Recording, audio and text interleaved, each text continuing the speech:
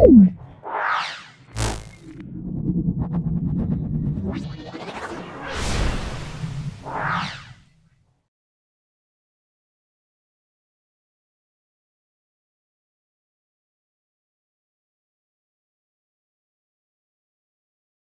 আমরা Malatipur RK girls high school solve করছি। ভিডিওটা প্রথম থেকে শেষ পর্যন্ত দেখো, অবশ্যই আমার এই ভিডিও থেকে তোমরা উপকৃত হবে। খুব ভালো করে দেখো, যদি ভালো লাগে লাইক করবে, যারা চ্যানেলটাকে সাবস্ক্রাইব করোনি প্লিজ চ্যানেলটাকে সাবস্ক্রাইব করে দেবে, বেল বাটনে ক্লিক করে রাখবে যাতে বিভিন্ন ধরনের ভিডিও আপলোড হওয়ার সঙ্গে সঙ্গে তোমাদের কাছে নোটিফিকেশান চলে যায়। চলে এসো আজকে প্রথম প্রশ্নে। বিভাগ কয়ে নিচের কোনটি ওজোন স্তরকে ক্ষয় করে না? ওজোন স্তরকে ক্ষয় করে না। NO ক্ষয় করে, N2O ক্ষয় করে, CFC করে, কিন্তু কার্বন ডাইঅক্সাইড ওজোন স্তরকে কোনো ক্ষয় করে না। তারপরে ফারেনহাইট স্কেলে পরম শূন্য তাপমাত্রার মান কত? ফারেনহাইট স্কেলে পরম শূন্য তাপমাত্রার মান হলো, আমরা বলবো অপশান বি, সেটা হলো 400 - 459 ডিগ্রি ফারেনহাইট। কোনো গ্যাসের বাষ্প ঘনত্ব 8 হলে গ্যাসটি হবে, বাষ্প ঘনত্ব যদি 8 হয় তাহলে গ্যাসটা আমরা কি বলবো? গ্যাসটা আমরা CH4 বা মিথেন বলবো।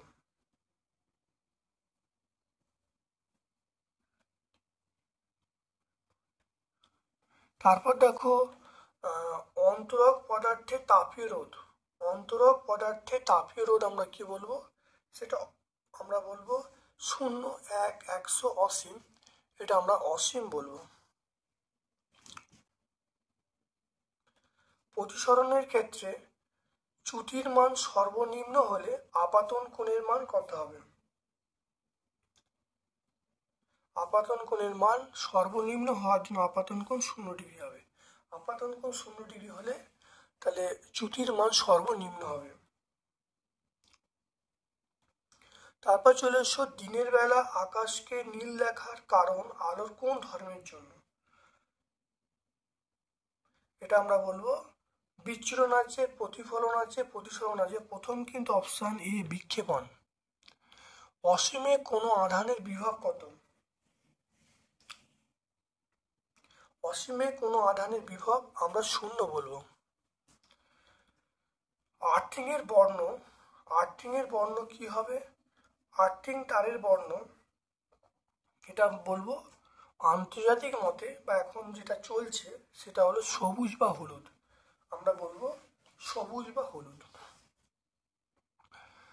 তারপর দেখো, পরমাণু নিউক্লিয়াসটি ভর ত্রুটি ডেল্টা M হলে বন্ধন শক্তি E এর মান কত হবে? E এর মান আমরা বলবো E সমান ডেল্টা M c², কারণ আইনস্টাইন বলছে E সমান mc², সেখান থেকে আসছে, তাহলে E সমান ডেল্টা M c²।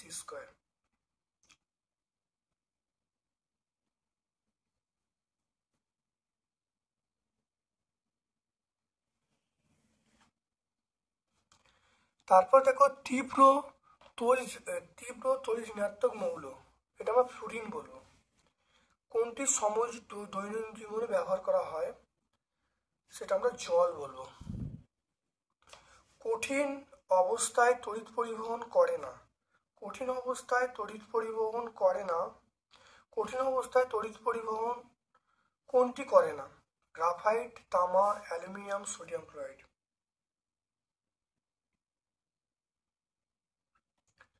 এটা আমরা বলবো কঠিন অবস্থায় সোডিয়াম ক্লোরাইড তড়িৎ পরিবহন করে না।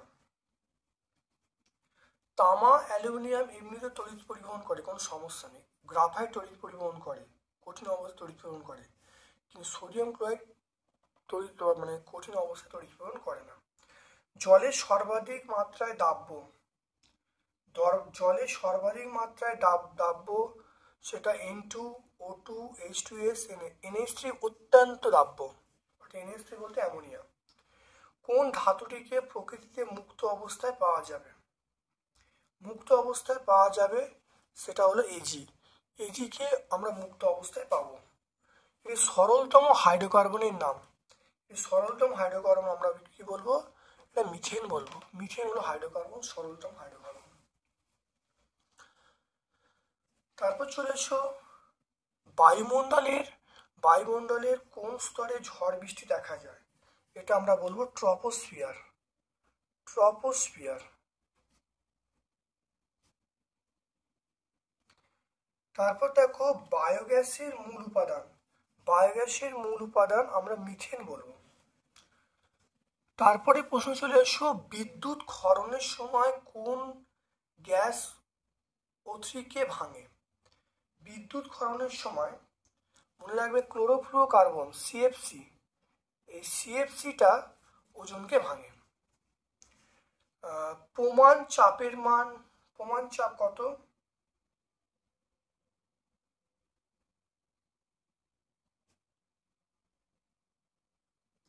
প্রমাণ চাপের মান 1.013 into 10 to the power 6। 1.013 into 10 to the power 6। এটা মনে রাখবে, যখন SI হবে তখন এটা 5 হবে। CGSA এটা 6, SI এটা 5। তারপর দেখো পরম শূন্য উষ্ণতে আদর্শ গ্যাসের চাপ কত? উষ্ণতে আদর্শ গ্যাসের চাপ আমরা 0 বলবো। তরলের আপাত প্রকৃত প্রসারণের মধ্যে কোনটা নিজস্ব ধর্ম প্রকাশ করে? সেটা আমরা বলবো প্রকৃত প্রসারণ। প্রকৃত প্রসারণ গুণাঙ্ক।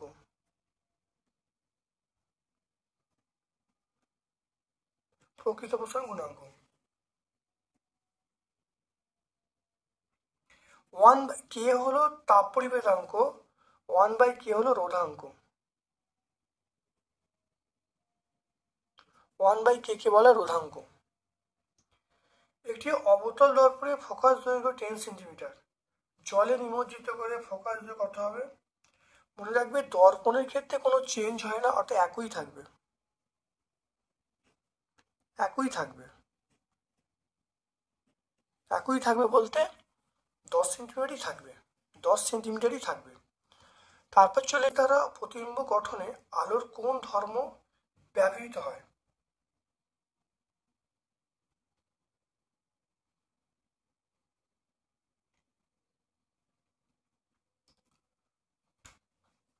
এটা আমরা বলবো প্রতিসরণ। আলোর প্রতিসরণ ধর্মটা আমরা ব্যবহার করি। কোনো পরিবাহীর মধ্য দিয়ে তড়িৎ প্রবাহ যাওয়ার শর্ত কি? কোনো পরিবাহীর মধ্য দিয়ে স্থায়ী তড়িৎ প্রবাহ যাওয়ার শর্ত কি? এটা আমি তোমাকে বলে দিচ্ছি, দু প্রান্তের বিভব প্রভেদ বজায় থাকতে হবে।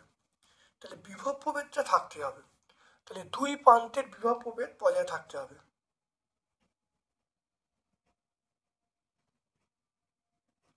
বিভব প্রভেদ থাকতে হবে। এখানে লিখে নেবে, যেহেতু লেখাটা এখানে যাচ্ছে না, এখানে লিখে নেবে দুই প্রান্তের বিভব প্রভেদ থাকতে হবে। তারপর লেঞ্জের সূত্র কোন নীতিকে সমর্থন করে? লেঞ্জের সূত্র হলো শক্তি সংরক্ষণ নীতিকে। শক্তির সংরক্ষণ নীতিকে। লেঞ্জের সূত্র শক্তি সংরক্ষণ নীতিকে সমর্থন করে। সংযোজনের শর্ত হলো, নিউক্লিয় সংযোজনের শর্ত হলো হালকা এবং অতি উচ্চ তাপমাত্রা। এটা আমরা বলবো সত্য। তেজস্ক্রিয় রশ্মি পরমাণুর কোথা থেকে, তেজস্ক্রিয় রশ্মি পরমাণুর কোন অংশ থেকে নির্গত হয়? তেজস্ক্রিয় রশ্মি পরমাণুর আমরা বলবো নিউক্লিয়াস থেকে।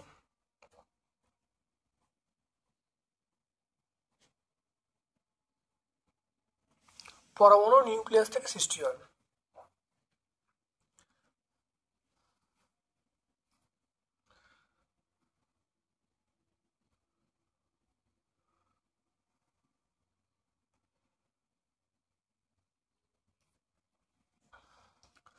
দেখো এবারে ছক আছে, তেজস্ক্রিয় মৌল, এটা আমরা বলবো রেডিয়াম বলবো। অধাতব পরিবাহী আমরা বলবো গ্রাফাইট বলবো। ধাতুতে ধাতু সংকর কাঁসাতে উপস্থিত, কাঁসাতে হলো আমরা বলবো টিন।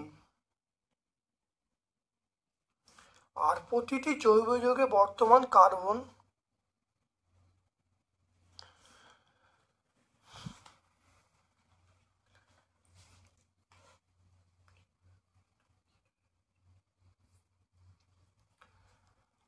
তরল, তারপরে চলে এসো তরল হ্যালোজেন মৌল, এটা আমরা ব্রোমিন বলবো, ব্রোমিন বিআর। পরমাণু ক্রমাঙ্ক, মৌলের পরমাণু ক্রমাঙ্ক 12, এর সঙ্গে ক্লোরিনের বিক্রিয়ায় কি যৌগ উৎপন্ন হবে, তড়িৎযোজী না সমযোজী, এটা আমরা বলবো তড়িৎযোজী যৌগ উৎপন্ন হয়, তড়িৎযোজী। তারপর দেখো সমযোজী দ্বিবন্ধন আছে এমনিতে মৌলিক অণু বলবো অক্সিজেন। তড়িৎ বিশ্লেষণের সময় আমরা সমপ্রবাহ, আমরা তড়িৎ বিশ্লেষণের সময় আমরা কোন তড়িৎ ব্যবহার করি, এটা বলবো সমপ্রবাহ তড়িৎ, সমপ্রবাহ তড়িৎ বা ডিসি ব্যবহার করি। তারপর দেখে নাও ফেরিক ক্লোরাইডের, দেখে নাও খুব ভালো করে, ফেরিক ক্লোরাইডের জলীয় দ্রবণে অ্যামোনিয়ার দ্রবণ যোগ করলে পদক্ষেপটার সংকেত কি, পদক্ষেপটার সংকেত আমরা বলবো সেটা হলো FeOH হোল 3, FeOH হোল 3। পরীক্ষাগারে অধাতবমূলক শনাক্ত করতে কোন গ্যাস লাগে, অধাতমূলক শনাক্ত করতে আমরা বলবো H2S গ্যাস, অধাতমূলক শনাক্ত করতে আমরা H2S গ্যাস ব্যবহার করি। তারপর দেখো SO2 থেকে SO3 রূপান্তর অনুঘটকের নাম হলো আমরা বলবো পিটি মানে প্ল্যাটিনাম। ক্যালোরিমিটার প্রস্তুতিতে কোন ধাতু ব্যবহার করা হয়, ক্যালোরিমিটার প্রস্তুতিতে এটা পিটিও বলতে পারি বা আমরা বলতে পারি V2O5, যে কোনো একটা বলতে পারি। তারপর দেখো ক্যালোরিমিটার প্রস্তুতিতে আমরা কোন ধাতু ব্যবহার করি, এটা আমরা ব্যবহার করি তামা, আমরা ব্যবহার করি, তার নাম হলো তামা। তারপর দেখো বন্ড COOH, এর মধ্যে একটা জৈব যৌগের নাম এবং সংখ্যা লিখতে বলছে, এটা আমরা বলবো অ্যাসিটিক অ্যাসিড বলবো, অ্যাসিটিক অ্যাসিড, এটাকে বলবো অ্যাসিটিক অ্যাসিড। আর সংকেতটা দেখো, সংকেত এদিকে লিখছি CH3COOH, CH3COOH। অথবা প্রশ্ন দেখো খুব ভালো করে, সমসংখ্যক কার্বন পরমাণু অ্যালকিন এবং অ্যালকাইনের মধ্যে হাইড্রোজেন পরমাণুর মধ্যে পার্থক্য কত, বলবো সেটা 2।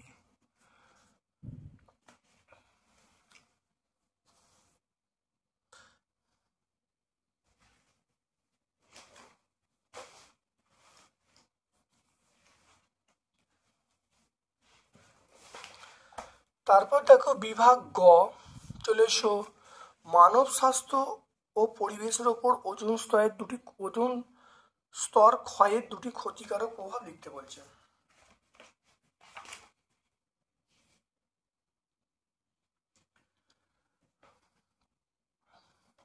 দেখে নাও মানুষের ওপর ওজোন স্তরের, দেখে নাও একটা হলো মানুষের প্রভাব দেখতে পাচ্ছ, মানুষের প্রভাব, উদ্ভিদের প্রভাব, বায়ুমণ্ডলের প্রভাব, জলবায়ুর প্রভাব। তাহলে আমরা এর মধ্যে মানুষের বলবো, উদ্ভিদ বলবো, বায়ুমণ্ডল, এর বলে দিলে উত্তর এসে যাবে। এটা পেজ নাম্বার 4 তোমরা পেয়ে যাবে, এটা হলো টেক্সট বই 4 তোমরা এটা পেয়ে যাবে।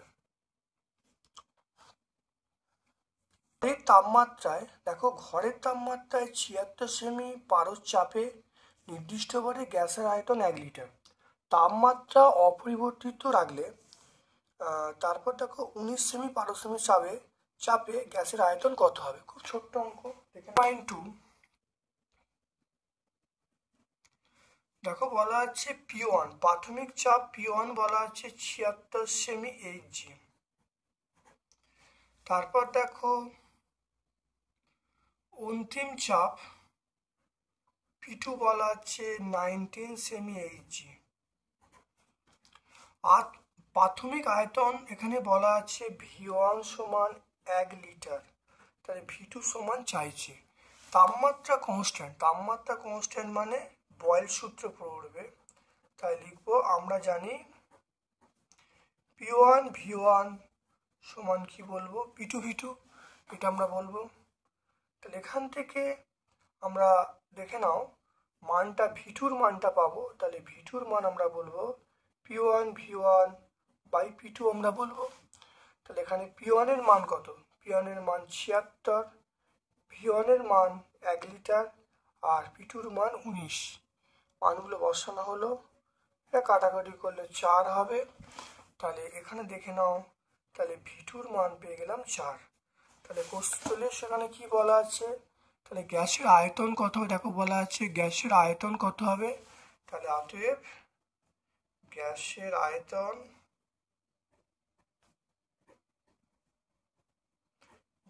আয়তন সমান 4 লিটার। তাহলে গ্যাসের আয়তন পেয়ে গেলাম 4 লিটার।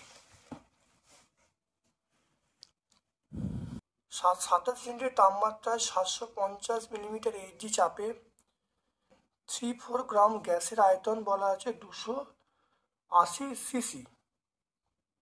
গ্যাসটির আণবিক গুরুত্ব নির্ণয় করতে বলছে, দেখে নাও।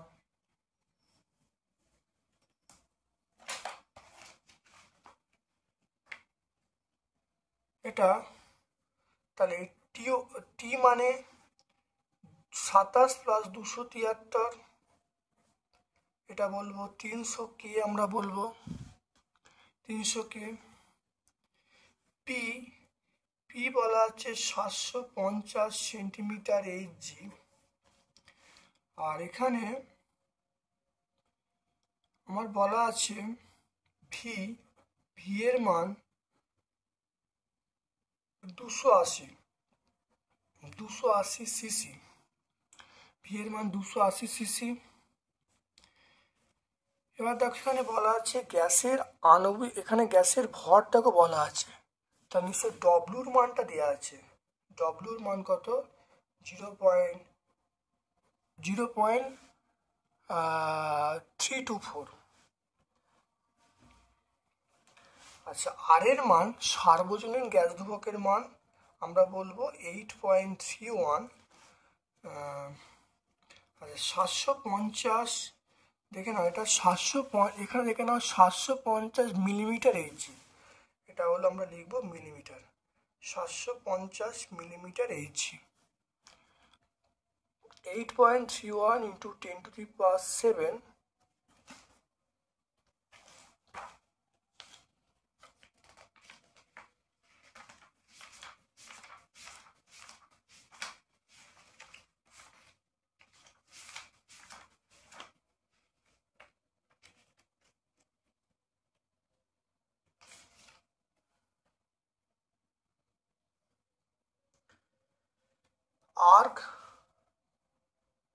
Arc mole inverse kelvin inverse, এটা আমরা বলবো। তাহলে এটা আমরা সেন্টিমিটারে করলে আমরা বলবো কত, তাহলে 75, 10 দিয়ে ভাগ হয়ে যাবে, তাহলে 10 দিয়ে ভাগ হলে আমরা বলবো 75 সেমি এইচজি বলবো।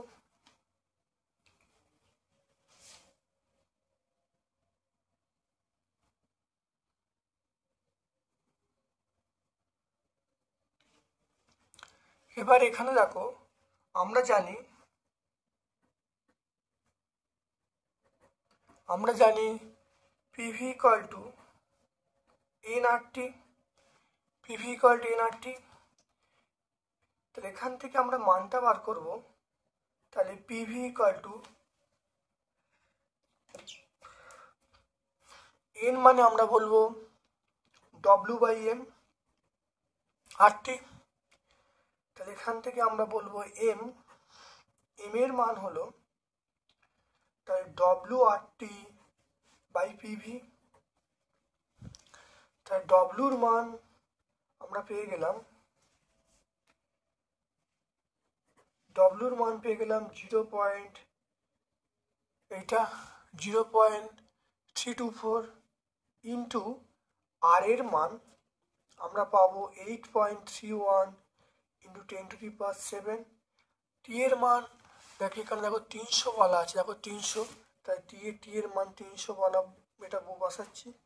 এবার দেখো আমাকে বলেছে পি দেখো এত সেমি এইচজি, তাহলে আমরা এখানে মান বসাবো 75 ইন্টু 13.6 ইন্টু 980।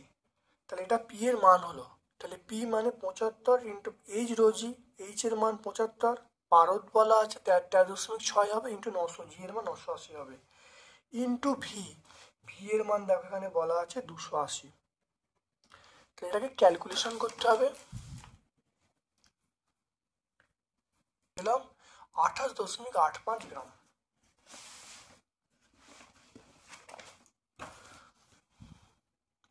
তারপরে চলে এসো পাতলা লেন্সের আলোক কেন্দ্র বলতে কি বোঝায়। লেন্সের আলোক কেন্দ্র দেখে নাও। লেন্সের একটি তলে কোনো আলোকরশ্মি আপাতিত হয়ে প্রতিসরণের পর বিপরীত তল থেকে আপাতিত রশ্মি সমান্তরালে নির্গত হলে রশ্মিটি প্রধান অক্ষকে যে বিন্দুতে ছেদ করে আলোক কেন্দ্র বলে। ছবি এঁকে দেবে, এঁকে দিলে উত্তর হয়ে যাবে। এটা আমরা ভট্টাচার্য ব্রাদার্স, বি মানে ভট্টাচার্য ব্রাদার্স, এটা 42 পেজে পাচ্ছি। তারপর দেখো ভিউ ফাইন্ডারে আমরা সমতল দর্পণের পরিবর্তে উত্তল দর্পণ কেন ব্যবহার করি। ভিউ ফাইন্ডারে দেখে নাও, মোটরসাইকেল, বাস, লরি ইত্যাদি গাড়িতে ভিউ ফাইন্ডার হিসেবে উত্তল দর্পণ ব্যবহার করা হয়। আমরা জানি উত্তল দর্পণের সামনে থাকা বস্তু সর্বদা খর্বকার অসৎ বিম্ব গঠন করে, ফলে গাড়ির চালক তার পেছনের অনেক দূরের গাড়ি বা বস্তু বা ব্যক্তি খর্বকায় অসৎ বিম্ব উত্তল দর্পণে দেখতে পায়, ফলে চালকের দুর্ঘটনা না ঘটে গাড়ি চালাতে পারে। তো এটা আমরা ছায়ার যে টেক্সট বই, এটা 41 পেজে আমরা পাবো। তারপর দেখো চৌম্বক ক্ষেত্রে অবস্থিত তড়িৎবাহী চৌম্বক ক্ষেত্রে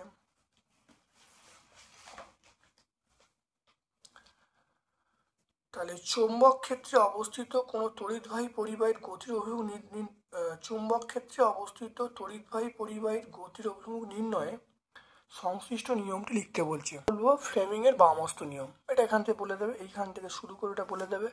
তাহলে ফ্লেমিং এর বামহস্ত নিয়মটা বললেই হবে।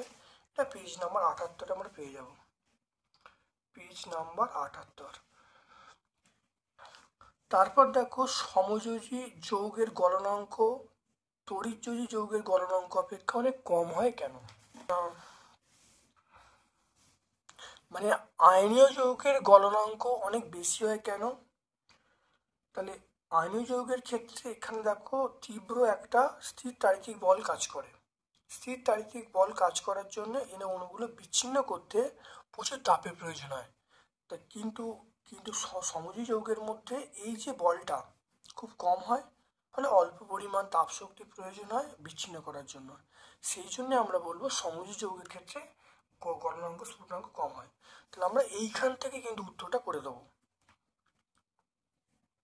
300 পেজ নাম্বার 320 আমরা সহায়িকা এটা পাবো, এটা আমরা পাবো সহায়িকা 320। অথবা প্রশ্ন, হাইড্রোজেন ক্লোরাইড সমযোজী যৌগ হলেও জলীয় দ্রবণ পরিবাহী কেন। তাহলে হাইড্রোজেন ক্লোরাইড সমযোজী যৌগ হলেও জলীয় দ্রবণ পরিবাহী কেন। মনে রাখবে হাইড্রোজেন ক্লোরাইড জলীয় দ্রবণে H+ ও Cl- আয়ন উৎপন্ন করে। হাইড্রোজেন প্লাস জলীয় দ্রবণে H+ ও Cl- আয়ন উৎপন্ন করে, অর্থাৎ অ্যানায়ন মানে আয়ন উৎপন্ন করলে তাহলে দ্রবণটা তড়িৎ পরিবাহী হয়ে যায়। তারপর দেখো লাইকার অ্যামোনিয়ার বোতল ছিপি খোলার সঙ্গে ঠান্ডা করে খুলতে হয় কেন। তো লাইকার অ্যামোনিয়ার বোতল খোলার সময় বোতলটিকে ঠান্ডা করে কেন খুলতে হয়, এটা আমরা দেখো 41 নম্বর প্রশ্নে পেয়ে যাব। খুব ভালো করে এটা লিখে নেবে, এটা পেজ নাম্বার 41 সহায়িকা 378 পেজে। সহায়িকা আমরা বলবো 378 পেজে। তারপর দেখো সালফার ট্রাইঅক্সাইডকে সরাসরি জলে দ্রবীভূত করে সালফিক অ্যাসিড তৈরি করা যায় না কেন। দেখে নাও এই 4 নম্বর পয়েন্টটা আমরা বলবো। 4 নম্বর পয়েন্টটা দেখে নাও, স্পর্শ পদ্ধতিতে সালফার ট্রাইঅক্সাইডকে সরাসরি দ্রবীভূত H2SO4 তৈরি করলে প্রচুর পরিমাণে তাপ উৎপন্ন হবে। এই তাপে কিছু পরিমাণ SO3 মানে সালফার ট্রাইঅক্সাইড জলীয় বাষ্পের সঙ্গে মিশে ক্ষুদ্র জলকণায় পরিণত হয়ে ঘন কুয়াশা সৃষ্টি করবে এবং তাকে ঘনীভূত করা সহজসাধ্য নয়, তাই বেশ কিছু সালফার ট্রাইঅক্সাইড অপচয় ঘটবে। এছাড়া উৎপন্ন তাপে সালফার ট্রাইঅক্সাইড কিছু অংশ বিয়োজিত হয়ে SO2 এবং O2 উৎপন্ন করবে। এই কারণে সালফার ট্রাইঅক্সাইডকে 98% H2SO বলে দ্রবীভূত করে অলিয়াম তৈরি করে রূপান্তরিত করা হয়। আমরা পেজ নাম্বার 127 পেয়ে যাব।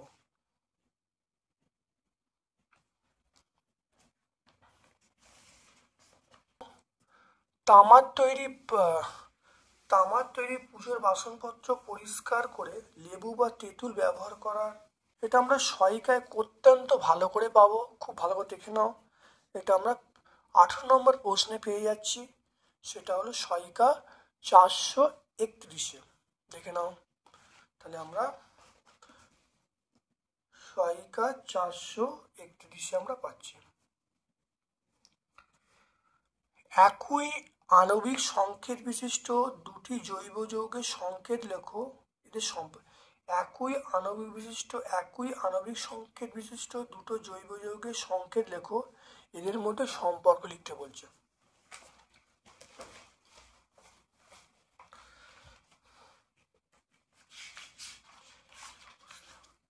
আমরা দেখো আণবিক সংকেত, এইটা এর সাহায্যে দেখো দুটো যৌগ তৈরি হচ্ছে, একটা ইথাইল অ্যালকোহল আর একটা হলো ডাইমিথাইল ইথার। একটা হলো ইথাইল অ্যালকোহল আর একটা হলো ডাইমিথাইল ইথার। এদের মধ্যে সম্পর্ক হলো, এরা হলো পরস্পরের সমবায়বতা। তো এটা আমরা পেজ নাম্বার 140 পাবো।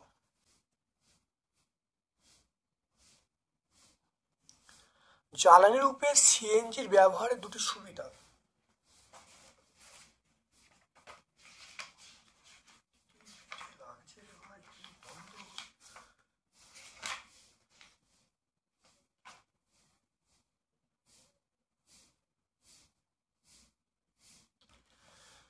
দেখে নাও, 1 নম্বর আমরা বলবো যে পরিবেশ দূষণ অনেক কম হয়। আর এটা হলো, আমরা এটা অন্যতম দেখে না এখানে বলছে যে সিএনজি ব্যবহার করলে পরিবেশ দূষণের মাত্রা কম হবে, অর্থাৎ এটা পরিবেশ বান্ধব আর এটা সহজলভ্য, মানে সহজে পাওয়া যায়। তাহলে 144 পেজ আমরা পেয়ে যাব। তাহলে পেজ নাম্বার 144।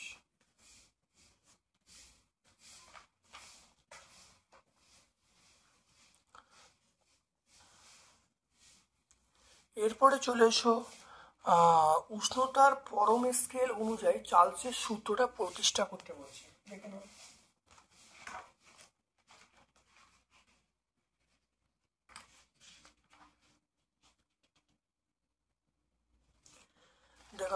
পরম স্কেলের সাহায্যে চার্লসের সূত্র প্রতিষ্ঠা, এটা আমরা পেজ নাম্বার 13 পাবো। 13 থেকে শুরু করে আমরা এইখানে লিখবো 3 নম্বর সমীকরণ পর্যন্ত লিখবো, 13 থেকে শুরু করে 14 পর্যন্ত।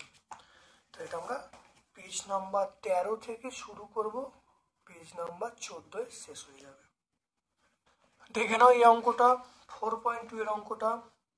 126 গ্রাম ম্যাগনেসিয়াম কার্বনেটের সঙ্গে অতিরিক্ত লৌহ HCl বিক্রিয়া ঘটানো হলো, কত গ্রাম CO2 উৎপন্ন হবে, কত মোল CO2 উৎপন্ন হবে, STPতে CO2 আয়তন কত হবে। খুব ভালো করে দেখে নাও, এটা আমরা ছায়া প্রকাশনীর বইয়ে আমরা পেয়ে যাব। সেটা 26 পে দেখো পুরো অঙ্কটা আছে। দেখে নাও, টোটাল অঙ্কটা প্রত্যেকটা পার্ট ভাবে আছে, তোমরা অবশ্যই এটা দেখে নাও। পার্ট ভাবে পুরো অঙ্কটা আছে। তাহলে এটা আমরা 26 পেজে অঙ্কটা পেয়ে যাব, পেজ নাম্বার 26। কঠিন তরল প্রসারণের সময় শুধুমাত্র উষ্ণতায় উল্লেখ করা হয়, গ্যাসের প্রসারণের সময় উষ্ণতা চাপে উল্লেখ করতে হয় কেন? এটা মনে রাখবে। দেখো, কঠিন তরল প্রসারণের ক্ষেত্রে কঠিন তরল প্রসারণ শুধুমাত্র তাপমাত্রার উপর নির্ভরশীল। তাপমাত্রা বাড়লে তাহলে কঠিন বা তরলে প্রসারণ ঘটবে, তাপমাত্রা কমলে তাহলে প্রসারণ হবে না, সংকোচন ঘটবে। গ্যাসের ক্ষেত্রে এখানে যখন গ্যাসের ক্ষেত্রে 3টে ভেরিয়েবল থাকবে বা 3টে জিনিস থাকবে, একটা পি, একটা ভি, একটা টি। পি মানে চাপ, ভি মানে আয়তন, টি মানে তাপমাত্রা। তাহলে আমি যদি গ্যাসের প্রসারণ করে বিষয়, তাহলে পি এবং ভি ধ্রুবক রাখতে হবে। রাখলে তবে আমরা ভি এর মানে এখানে এখানে তোমরা দেখবে যে গ্যাসের ক্ষেত্রে যখন হবে পি ভি টি এর সাপেক্ষে প্রকাশ করতে হবে। তুমি যদি গ্যাসের ক্ষেত্রে তাপমাত্রাটা বাড়াও তাহলে চাপটা ধ্রুবক রাখতে হবে, তাপমাত্রা কমাও তাহলে চাপটা ধ্রুবক রাখতে হবে। সেই জন্য গ্যাসের ক্ষেত্রে চাপ এবং তাপমাত্রা উল্লেখ করতে হয়। এটা সহায়িকায় এটা নাম্বার তোমরা খাতায় লিখে ফেলবে, আশা করছি তোমরা বুঝতে পেরেছো, খাতায় নিজের মতো করে লিখে ফেলবে।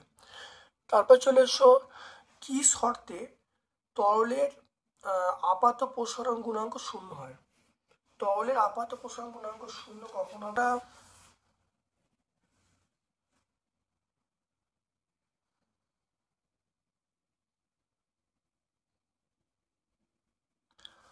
এখানে আমরা এখান থেকে বলতে পারি পাত্রের প্রসারণ গুণাঙ্ক দেখো গামা জি সমান 3 আলফা, তাহলে তরলের আপাত প্রসারণ কি হবে?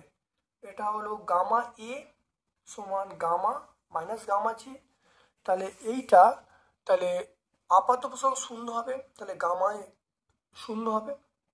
শূন্য হলে তাহলে বলবো গামা সমান গামা জি হবে, অর্থাৎ প্রকৃত প্রসারণ গুণাঙ্ক যদি কাঁচের প্রসারণ গুণাঙ্কের সঙ্গে সমান হয় তাহলে আমরা কি বলবো? আপাত প্রসারণটা শূন্য হবে। বুঝে গেল? তাহলে এটা আমরা পেজ নাম্বার 103-এ পেয়ে যাবো সহায়িকা। এটা আমরা বলবো সহায়িকা 103। চলে আসার পরে তাপীয় রোধ কাকে বলে? তাপীয় রোধের সঙ্গে তড়িৎ রোধের সাদৃশ্যতা ধারণা দিতে বলছে। দেখে নাও তাপীয় রোধ কাকে বলে, এখানে পেয়ে যাবে।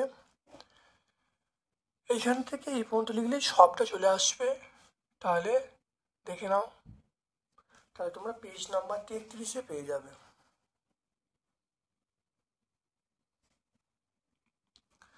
তারপর দেখো উপাক্ষীয় রশ্মির ক্ষেত্রে দর্পণের বক্রতা ব্যাসার্ধ এবং ফোকাস দূরত্বের মধ্যে সম্পর্ক প্রতিষ্ঠা করতে বলছে।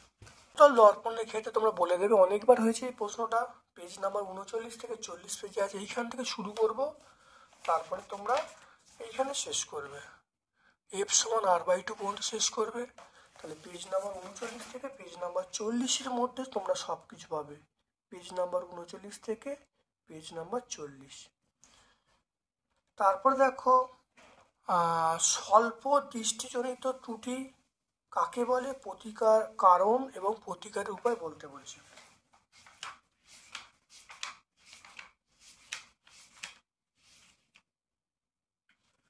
দেখে নাও হর্ষ দৃষ্টিটা সংজ্ঞাটা পেয়ে যাবে, অর্থাৎ যদি কোনো চোখ কাছের জিনিসকে দেখতে পায় দূরের জিনিসকে দেখতে পায় না, তখন চোখের এই সমস্যাকে আমরা বলবো হর্ষ দৃষ্টি বা স্বল্প জনিত ত্রুটি বলা হয় চোখে। এটা কেন হয়? কারণ এখানে মনে রাখবে অক্ষিগোলকের আকার স্বাভাবিকের তুলনায় বড় হলে বা চোখের ফোকাস দূরত্ব কমে গেলে এই ঘটনা ঘটে। আমরা কি ব্যবহার করব? আমরা অবতল লেন্স ব্যবহার করব। তাহলে পেজ নাম্বার 54 পেয়ে যাব। এটা আমরা পেজ নাম্বার 54 পেয়ে যাচ্ছি। দেখে নাও তিনটি রোধ আছে। রোধ বলা আছে 2:3:5। এদের মধ্যে সর্বাপেক্ষা বৃহত্তম রোধটির মান বলা আছে 75। শ্রেণী সমান্তরাল সমভাবে যোগ করা হলো, তুল্য রোধ কত হবে? খুব ভালো করে দেখে নাও, খুব ইম্পর্টেন্ট অঙ্ক। ধরি তিনটি রোধ, একটা 2x, একটা 3x আর একটা 5x।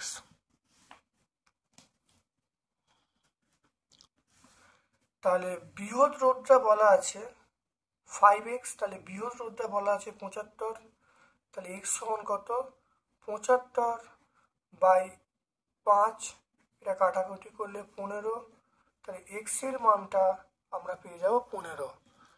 তাহলে রোধগুলি হলো, তাহলে অপর রোধগুলি হলো, তাহলে একটা হলো 2 ইন্টু 15, আর একটা হলো 3 ইন্টু 15। 2 ইন্টু 15 বলবো 30, 3 ইন্টু 15, 3 15 45, এগুলো সব ওহম বলবো।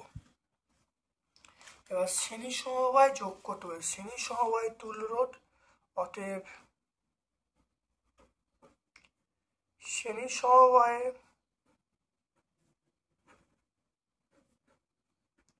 তুল্যরোধ এটা কত হবে? দেখো 30 প্লাস 45 প্লাস 75 শ্রেণী সমবায়, এটা আমরা RS বলবো।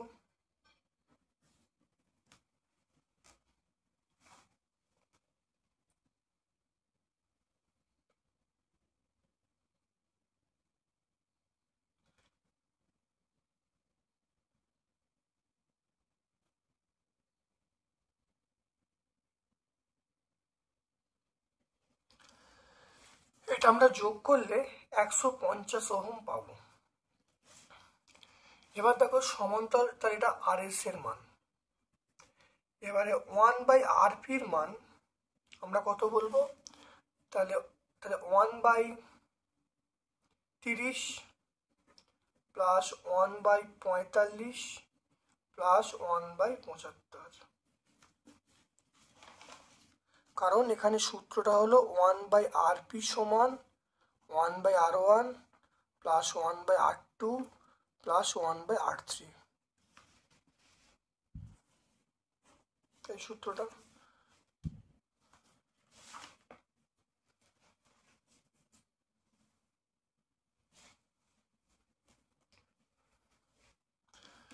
এটা হলো 30 45 75, 30 45 75, এটা আমরা 3 দিয়ে 3 10, 3 দিয়ে 3 15, 3 দিয়ে আমরা 25 বলবো। এবার আমরা 5 দিয়ে পাঠাবো, 5 দিয়ে দেখো 5 2 5 3 5 5। এবার এই যে 450 হলো, এখানে দেখো লসাগু করছি, দেখে নাও।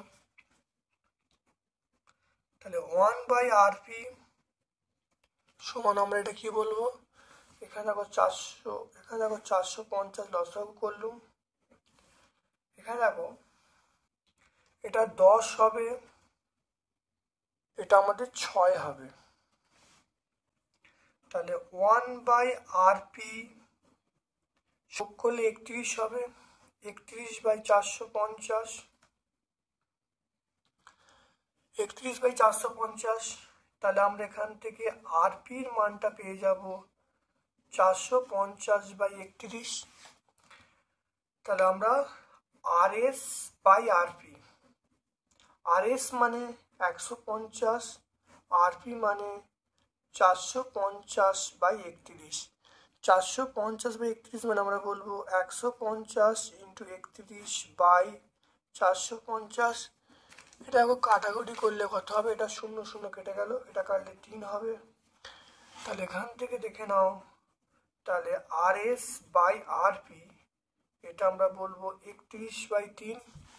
তাহলে এখান থেকে আমরা বলবো RS/RP এটা বলবো 31/3।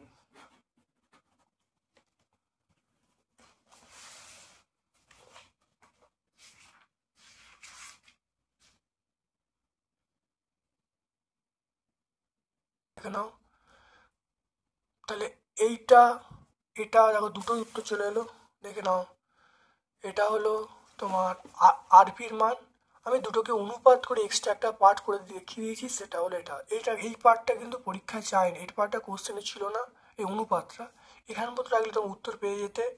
তাহলে এখানে তোমরা যদি, তাহলে এখানে একটা ওহম লিখে দেবে, তাহলে দুটো উত্তর পেয়ে গেলে। আমি অনুপাতটা এক্সট্রা তোমাদের করে দেখিয়ে দিলাম, অনুপাতটা অনেক পেজে আছে, সেই জন্য এক্সট্রা আমরা অনুপাতটা করে দেখিয়ে দিলাম। তারপরে দেখে নাও, দেখো একটি পরিবাহী তারে দু প্রান্তের বিভব একই রেখে দৈর্ঘ্য ব্যাসার্ধ দ্বিগুণ করলে উৎপন্ন তাপ তাপ উৎপাদনের হারের কি পরিবর্তন ঘটবে দেখে নাও ভালো করে। আমরা জানি H সমান I²RT। আমি ধ্রুবকটা নাও লিখতে পারি, তাহলে I²RT/J। তাহলে এখানে আমি বলবো H/T তাপ উৎপাদনের হার আমরা বলবো I²R/J। এটা হলো। এবার দেখো এখানে বলা আছে তার দুটির দৈর্ঘ্য এবং ব্যাসার্ধ উভয় দ্বিগুণ করা হলো। আর এর মান আমরা কি জানি? আর মানে আমরা জানি রো L/A। তাহলে এটা রো বলবো, L/ তারের মানে πr²। তারের দৈর্ঘ্য ব্যাসার্ধ উভয় দ্বিগুণ করা হলো। দেখো কোশ্চেনে বলা আছে তারের দৈর্ঘ্য ব্যাসার্ধ উভয় দ্বিগুণ করা হলো। তাহলে আর এর মানটা আমরা পাচ্ছি আর সমান রো, এটা 12 এটা পাই দ্বিগুণ করা হলো মানে 2r তার স্কোয়ার। তাহলে এখানে r' করে দিলাম। তাহলে r' সমান আমরা পেয়ে গেলাম রো, r' সমান রো, এটা আমরা বলবো। তাহলে r' সমান আমরা বলবো রো ইন্টু, এখানে দেখো 2 কেটে যাচ্ছে, 2 কেটে গেলে L/πr² ইন্টু হাফ, দেখতে পাচ্ছ। তাহলে এখানে এই মানটা পেয়ে গেল। তাহলে r' সমান এটা পুরোটা আর আমরা জানি, তাহলে আর ইন্টু হাফ। তাহলে দেখে নাও এই সমীকরণটা আসল সমীকরণ। তাহলে H/T এটা পরিবর্তন যদি হয় তাহলে এটাকে আমরা কি I² রাখলাম। আর এর মান কি হলো? আর এর মান এখন দেখে নাও, আর এর মান এখন r/2 হবে, এটা r' হয়ে যাবে, তাহলে r/2 হয়ে যাবে। তাহলে r/2 হয়ে গেল /J। তাহলে কত হবে দেখতে পাচ্ছ? তাহলে H/T' এটা হলো আমরা বলবো I²RT/J ইন্টু হাফ। তাহলে এটা দেখো, এটা আমরা এই মানটা দেখো আছে, তাহলে অর্ধেক হয়ে গেল। তাহলে আমরা কি বলবো? তাহলে তাপ দেখে নাও অর্ধেক হয়ে যাচ্ছে, তাহলে আমরা বলবো অতএব তাপ উৎপাদনের হার অর্ধেক হবে। খুব ভালো করে দেখে নাও, আমরা জানি H সমান I²RT/J, তাহলে H/T করে নিলাম। তাহলে এটা H/T মানে তাপ উৎপাদনের হার পেয়ে গেলাম। এবার দেখে নাও এখানে বলা আছে তারের যে, তাহলে আর সমান আমরা রো L/A আমরা জানি। তাহলে এবার বলা আছে এই রোটা রো রইলো, এলটা এল, আর তারের ব্যাসার্ধ যদি আর ধরা হয় তাহলে এ মানে πr²। এবারে দ্বিতীয় ক্ষেত্রে বলা হয় তারের দৈর্ঘ্য এবং ব্যাসার্ধ অর্ধেক দ্বিগুণ করা হলো, দৈর্ঘ্য ব্যাসার্ধ দ্বিগুণ করা। তাহলে দৈর্ঘ্যটা দ্বিগুণ করলে তাহলে r' আর নেই, তাহলে আরটা চেঞ্জ হয়ে r' হয়েছে। তাহলে দৈর্ঘ্যটা 12 হলো, আর এটা আমরা কি বলবো? 2r বলবো। তা 2r² হয়ে গেল, মানটা বসিয়ে দেওয়া হলো। তাহলে r' সমান r ইন্টু হাফ হয়ে গেল। তাহলে রোধটা কত? রোধটা হাফ হয়ে গেল। রোধটা হাফ মানে এখানে দেখো এই সমীকরণটা সম্পূর্ণ রোধের উপর নির্ভরশীল, কারণ আইটা কনস্ট্যান্ট, ভি কনস্ট্যান্ট মানে আই কনস্ট্যান্ট।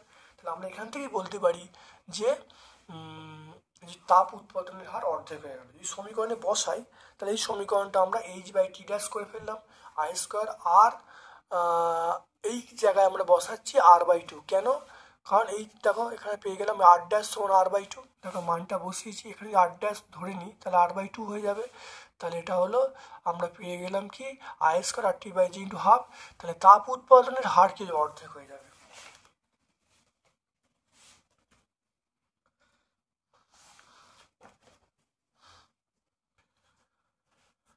তারপর দেখো জুলের সূত্র এটা আমরা পেজ নাম্বার 71 অনেকবার হয়েছে, 3টে পয়েন্ট তোমরা দেখে নেবে। তারপর দেখে নাও একটি তেজস্ক্রিয় মৌল 4.8 দেখে নাও, একটি তেজস্ক্রিয় মৌল X, ভর সংখ্যা 235, পারমাণবিক সংখ্যা 92, একটি আলফা কণা দুটি বিটা কণা নির্গত হলো, ওয়াই মৌল গঠিত হলো। ওয়াই মৌলের যে ভর সংখ্যা এবং পারমাণবিক সংখ্যা কত হবে দেখা হচ্ছে অন্তিম নিউক্লিয়াসটি সেটা প্রথমটি আইসোটোপ। দেখে না ভালো করে 4.8।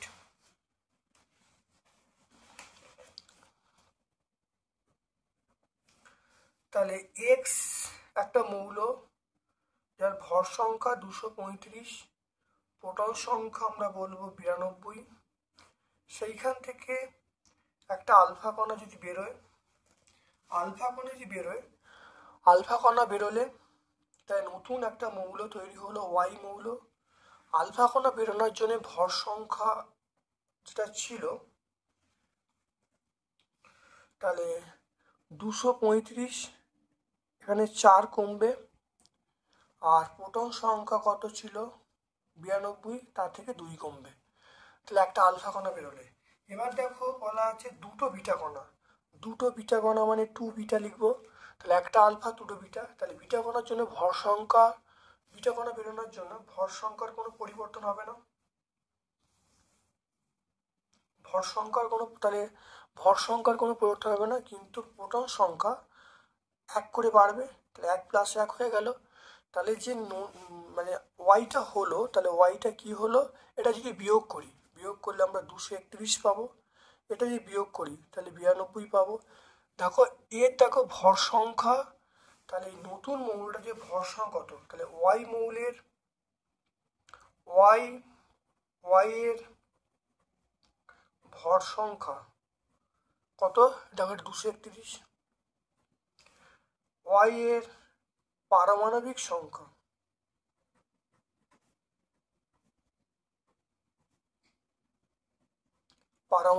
কত সেটা 92 বলবো। এবার দেখে নাও যে এই যে মৌলটা তৈরি হলো এটা দেখো এরও 92, এরও 92, তাহলে ভর সংখ্যা সমান, তাহলে আমরা বলবো এক্স এবং ওয়াই পরস্পরের আইসোটোপ। অতএব এক্স আর ওয়াই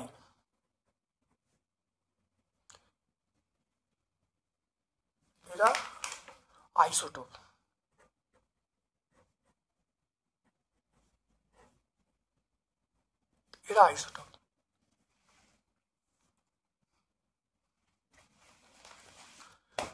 এরপর দেখো ভর ত্রুটি বলতে কি বোঝো, এই ভর ত্রুটি কত এটা বলতে বলছে। দেখে নাও ভর ত্রুটি কাকে বলে।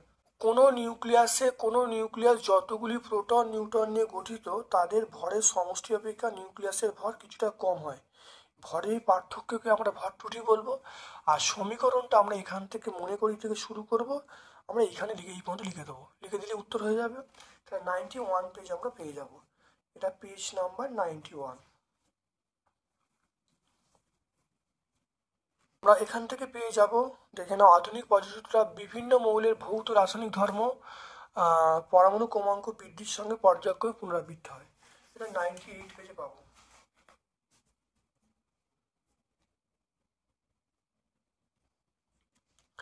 দুটি মৌল এ এবং বি, এর দেখো পারমাণবিক সংখ্যা 7 এবং 20, পর্যায় সাধারণত অবস্থা নির্ণয় করতে। দেখো 7 এবং 20, 7 পর্যায় দেখে নাও, 7 তোমরা দেখে নাও এটা হলো 2 নম্বর পর্যায়।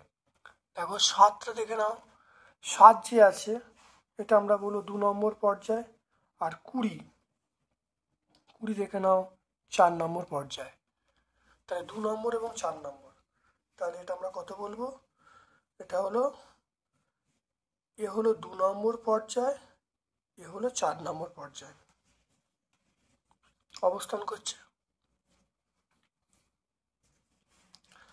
তারপর দেখো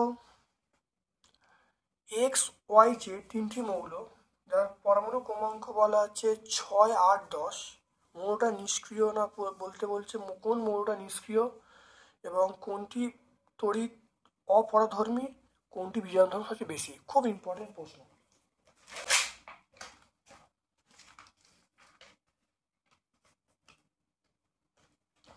এই প্রশ্নটা অত্যন্ত ইম্পর্টেন্ট প্রশ্ন, বিভিন্ন পেজে পেজে থাকবে, খুব ইম্পর্টেন্ট প্রশ্ন, দেখে নাও। দেখো তাহলে এক্স পরমাণু দেখে নাও, এক্স মৌল ইলেকট্রন বিন্যাস কত 2 এবং 4 বলবো। ওয়াই মূল্যে কত বলবো, এখানে 8 আছে, 2 আর 6 বলবো। আর জেড মূল্যে 2 8 বলবো। তাহলে 8টা ইলেকট্রন বর্তমান কার, 8টা ইলেকট্রন বর্তমান জেড মৌল, তাহলে জেড মৌলটা নিষ্ক্রিয়, তাহলে প্রথম নিষ্ক্রিয় মৌল পেয়ে গেলাম। তারপর দেখো এক্স ওয়াই জেড তিনটি মৌল কোথায় অবস্থান করছে, দ্বিতীয় পর্যায়ে অবস্থান করছে। তাহলে ওয়াই মৌলটা দেখো, ওয়াই মৌলটা এক্স মৌলের ডান দিকে আছে, ওয়াই মৌলটা এক্স মৌলের ডান দিকে আছে। তাহলে ডান দিকে যখন থাকবে, তাহলে ডান দিকে থাকলে তাহলে ওয়াই মৌলটা সর্ববহিষ্ঠ কক্ষে 6টি ইলেকট্রন থাকবে।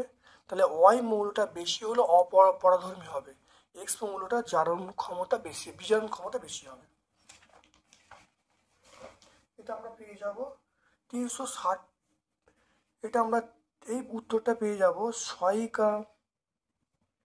359 থেকে 360।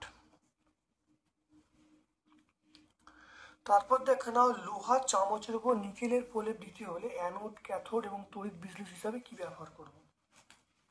দেখে নাও লোহার চামচের উপর নিকেলের প্রলেপ দিতে হলে তাই লোহাটাকে আমরা ক্যাথোড ধরবো আর নিকেলটাকে আমরা অ্যানোড ধরবো। তাই লোহাটাকে ক্যাথোড, নিকেলটাকে অ্যানোড, আর তড়িৎ বিশ্লেষক হিসাবে আমরা নিকেল সালফেট জ্বলিয়ে দেবো, ব্যবহার করব। তাহলে এই পয়েন্টে বলে দেবো।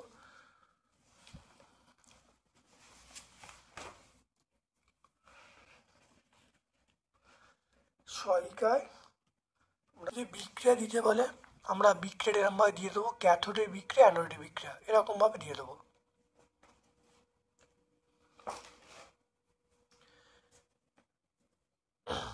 তারপর দেখে নাও পরীক্ষাগারে H2S গ্যাস প্রস্তুতির উপাদান লিখতে বলছে, শর্ত সমীকরণ লিখতে বলছে। এটা হলো নীতি। দেখে নাও সাধারণ উষ্ণতায় ফেরাস সালফাইডের সঙ্গে লঘু সালফিয়াসের বিক্রিয়া করে H2 উৎপন্ন হবে।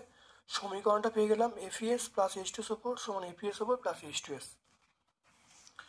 তারপরে কি বলেছে, উপাদান কি কি লাগবে। এখানে উপাদান দেখো, উপাদান এখানে বললে ফেরাস সালফাইড এবং লঘু সালফিউরিক অ্যাসিড এটা লাগবে। পেজ নাম্বার 122-এ, এটা তোমরা পেজ নাম্বার 122-এ পেয়ে যাবে। তারপর দেখে নাও কার্বন পরমাণুর ক্যাটিনেশন ধর্ম বলতে কি বোঝায়।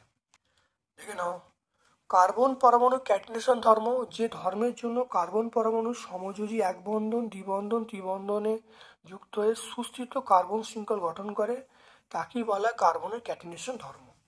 এটা পেজ নাম্বার 138 তোমরা পেয়ে যাবে, এটা 138-এ পেয়ে যাবে। কার্বন পরমাণু এই ধর্ম প্রদর্শন করে সক্ষম কেন, দেখে নাও এটা আমরা দেখে এখানে পেয়ে যাব। কার্বন পরমাণু আকারে ছোট হয়, তড়িৎ ঋণাত্মকতার মধ্যম মানের, এবং সিসি সমযোজী বন্ধন দৃঢ় হয়, বন্ধন শক্তি খুব বেশি হয়। তাই কার্বন পরমাণু অপর কার্বন পরমাণুর সঙ্গে এক বন্ধন, দ্বিবন্ধন, ত্রিবন্ধনের সঙ্গে যুক্ত হয়ে দীর্ঘ শৃঙ্খল গঠন করে স্থায়ী যৌগ তৈরি করতে পারে। তাই কার্বন পরমাণুর ক্যাটিনেশন ধর্ম দেখা যায়। এটা আমরা সহায়িকায় 556 পেজে পাবো, এটা 556 পেজে পাবো।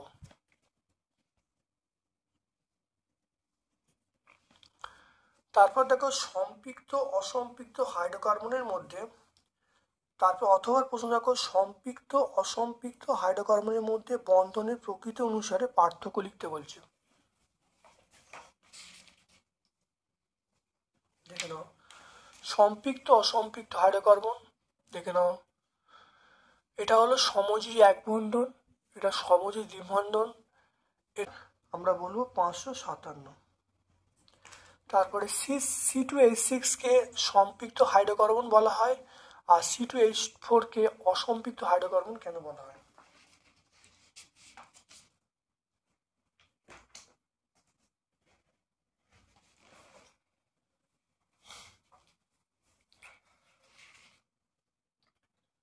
দেখে নাও C2H6 মানে এদের মধ্যে এক বন্ধন দেখা যায়, এক বন্ধন ইথেনের এক বন্ধন দেখা যাচ্ছে, তাই এটা হলো সম্পৃক্ত। আর অসম্পৃক্তর ক্ষেত্রে আমরা বলবো দ্বিবন্ধন বা ত্রিবন্ধন দেখা যায়। অর্থাৎ এক বন্ধন দেখা গেলে তাকে সম্পৃক্ত বলবো, দ্বিবন্ধন এবং ত্রিবন্ধন দেখা গেলে তাকে আমরা অসম্পৃক্ত বলবো। তাহলে বুঝতে পারছো? তাহলে এখানে অ্যান্সার হয়ে গেল। তাহলে এখান থেকেই তোমরা উত্তর পেয়ে যাবে পেজ নাম্বার 139-এ।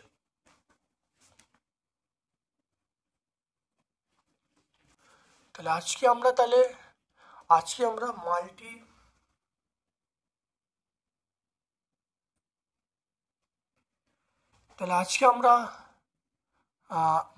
মালাটিপুর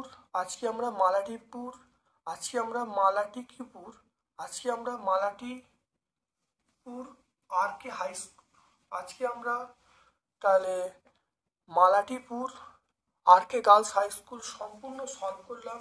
ভিডিওটা প্রথম থেকে শেষ পর্যন্ত দেখো। যদি ভালো লাগে একটা লাইক করবে। যারা চ্যানেলটাকে এখনো সাবস্ক্রাইব করোনি প্লিজ চ্যানেলটাকে সাবস্ক্রাইব করে দেবে, বেল বাটনে ক্লিক করে দেবে। আমার পক্ষ থেকে সকলকে ধন্যবাদ এবং শুভকামনা জানাচ্ছি।